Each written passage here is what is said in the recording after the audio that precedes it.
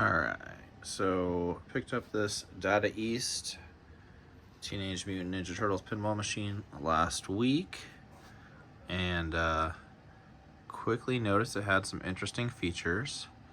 Have since come to discover it is most likely a prototype.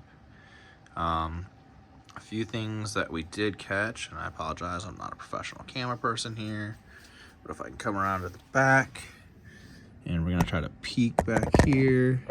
I don't have a ton of room, but down where there would be a serial number. Hopefully you can see this.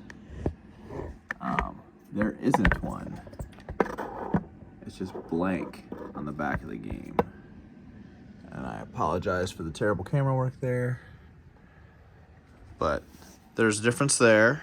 The very front of the cabinet has some inserts in it. You have a red insert and a green insert, seemingly similar to Checkpoint and Back to the Future. I know Dad East cabinets had those. Those are not dot matrix, or Checkpoint is a DMD game, but Back to the Future wasn't. So anyway, this cabinet is either, a holdover from the Checkpoint run or something else. Moving up to the playfield, around the sewer, the artwork is just printed differently. There is a circle of bare wood around the sewer, and on the final production versions, the green ooze color basically fills all the way up to the sewer. And there's just a small square underneath it that you can't see any bare wood. Moving from there up to the most noticeable difference, this game, the captive ball, you're noticing a chrome wire form above it. That chrome wire form, if we follow it back, all the way there, goes into a VUK, a vertical up kicker. So when shooting your captive ball, it's going to roll over these star rollovers and go into the VUK, and then the VUK kicks it right back down this wire form and drops it back into position.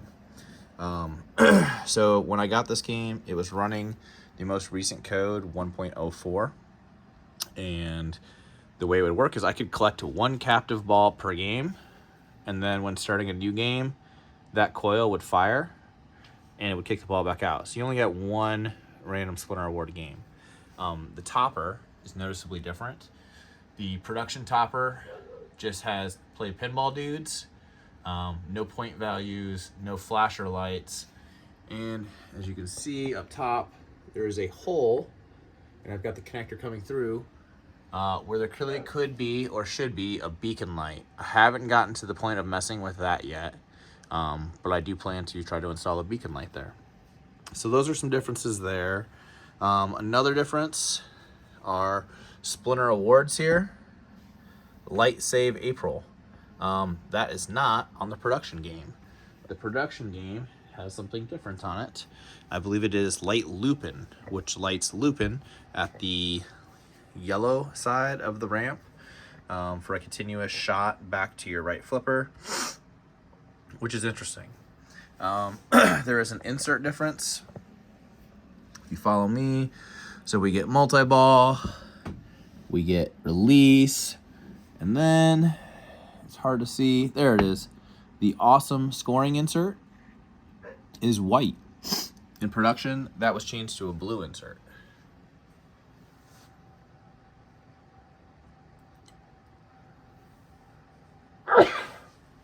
Sorry for the sneeze there.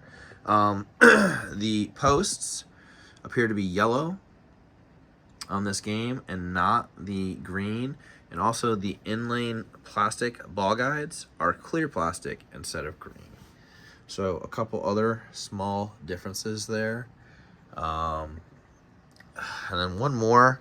Down in the cabinet, we do have a serial number. I don't know if we'll be able to get in here and see it or not. Probably not. Sorry. Too dark. Well, maybe if we stay back here and try to zoom in. Oh. The serial number is handwritten. That's all I was trying to show you. Another weird difference if you can see there, that's your flipper switch. It is a micro switch mounted to a bracket. And I thought maybe just a clever hack until I checked the other side, and we have the exact same thing. Sorry, it's hard to see. There you go, a little better. I'm trying to get it in focus there, but yeah, they're micro switches on brackets. It's very weird.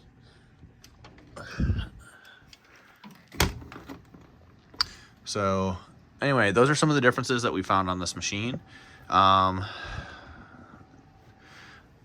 was lucky enough, thank you to John Wart, as you'll see here, he had a very early code version, 0.7 VUC.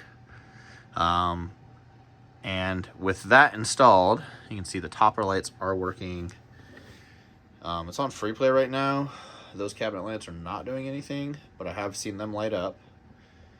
The topper lights work. They do even tie into the awesome scoring and super awesome scoring modes, so they are flashing when those modes are running.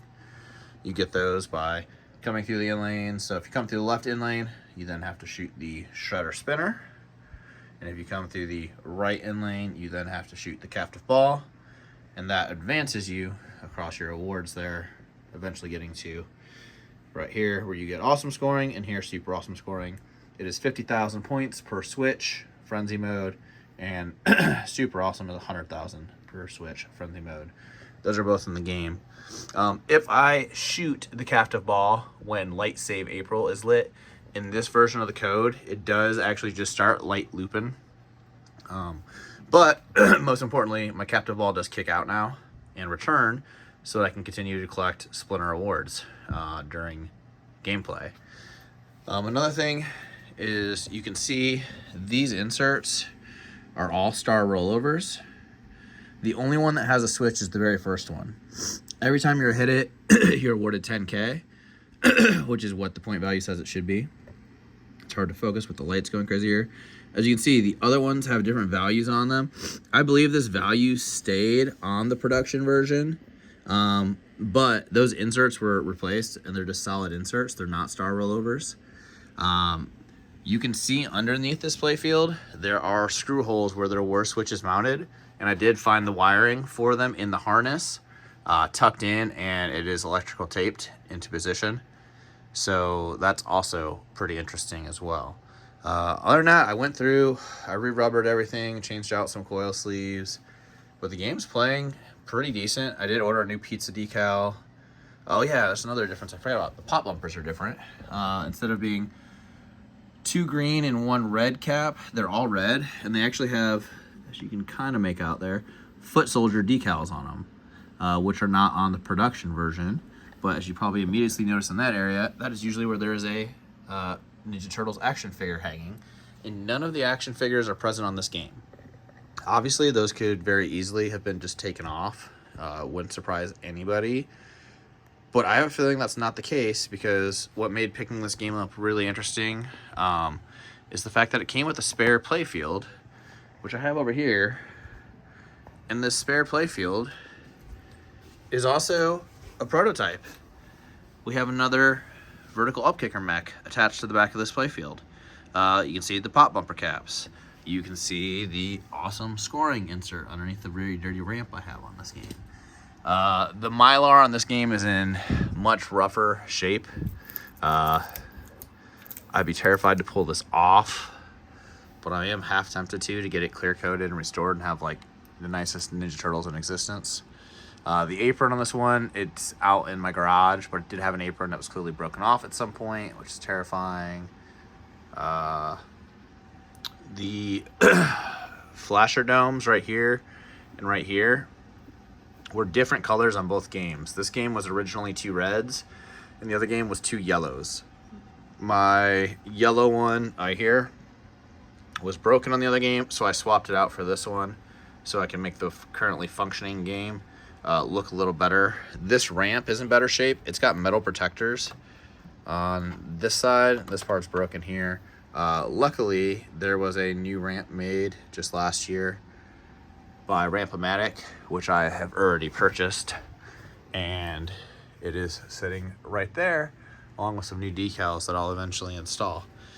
But those are the main differences. So pretty cool discovery. This game does currently start and play. So like I said, you can get it going, follow our ball. If I plunge better, come right down.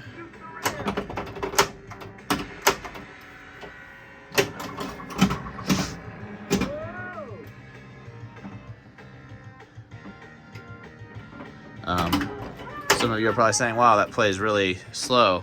It does, because it's set very shallow right now, because with that topper, I can't actually set it up as steep as it should be, unfortunately. But eventually, I plan to put this on location where we'll be able to jack it up nice and steep. The only insert I haven't seen work so far is Fight Again. I don't think there is a ball save, or maybe it's not in the settings. There was one other setting I did try to change. Yeah, see, there's... Oh, wait, we did get Fight Again. So apparently there is a ball save. It's just either very short or if you hit no other switches. There we go. There's one ramp. Oh.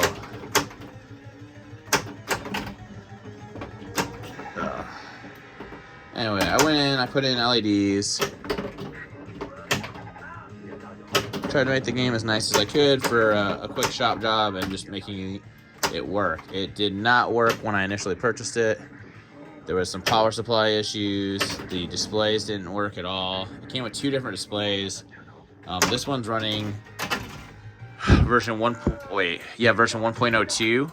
And I actually have an even earlier one that has no version on it. It just has a date.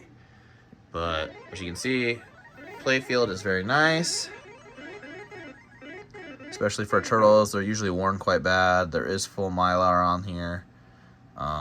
Only really wear spot is this odd little spot right here above the sewer. So anyway, I'm just gonna cover that and hope it doesn't get worse. But otherwise, the Playfield is really nice for turtles.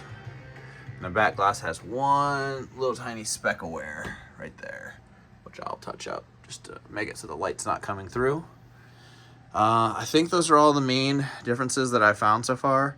I just wanted to kind of document this before I install the Retro City full color display mod in this game. So there is some record of how it should originally look, and it'll go on location so people can play it. And eventually, if I were to ever sell it, somebody could convert it back to the regular display if they wanted to. But I thought it was a pretty cool find. There's nothing on IPDB about this yet. But if you look at the flyer for the game that's on there, the flyer does feature this vertical up kicker mech. So I will document this with some photos, and I will send it out to them as well. But for me, this is like my childhood was Ninja Turtles. This was actually, I think, the second pinball machine I ever bought, roughly 11 years ago now. And back then, I think I paid $800 for the game, and the display eventually died on me. And you really couldn't get replacement displays back then. They were very hard to come by. And now you have LED options, you have color DMD options, and you have the Retro City full DMD mod version. So you have a lot of choices when it comes to these Data East games that use this extra small display compared to full-size games. But yeah, just kind of getting you some glamour shots of what this Ninja Turtles looks like. I love this artwork. Like, this is the Turtles that I remember. The sewer is a kick out for the subway shot, which is back here. That's what starts your multi-ball. You got the shredder spinner. Even my spinner is like in good shape. The artwork looks phenomenal on it. I still need to increase some spins on that by adjusting and lubricating it. But overall, really happy with how this turned out, considering when I turned it on at the barn where I got this from, it would not start a game, and there was no display, and a bunch of lights were out and stuff. But overall, we took off the batteries from the board, replaced it with a lithium cell battery, and it's going to be out on location here in Lafayette, Indiana for you to play very soon. So come and check out one of the only prototypes known of this game to exist. Bye.